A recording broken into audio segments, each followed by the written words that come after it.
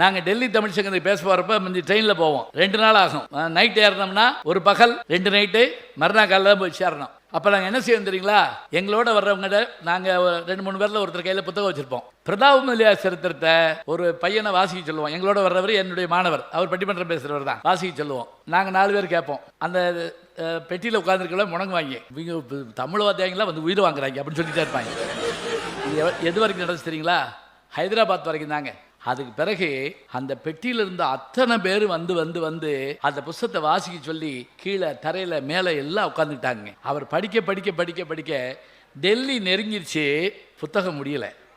எல்லாருக்கும் கண்ணீர் வந்துருச்சுங்க. என்னங்க இது, இந்த புத்தகம் எங்கே கிடைக்கும், இப்படி யார் படிப்பா? இந்த புத்தகம் எழுதி 150 வருஷம் ஆச்சு. ஞாபகம் வச்சுக்கோங்க, 1879 எழுதப்பட்ட புத்தகம். எப்படி இருக்குன்னு தெரியுமா ஜோக்கு?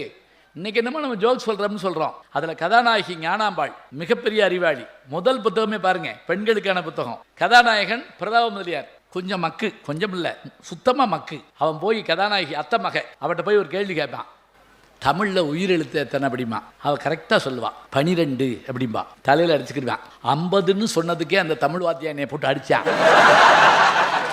நீ 12ன்னு சொல்கிற, உன்னைய கொல்ல போகிறான். இப்படி தாங்க ஆரம்பிக்கும். ஜோக்கு மேலே ஜோக்கு வந்துக்கிட்டே இருக்கும் அப்படியே.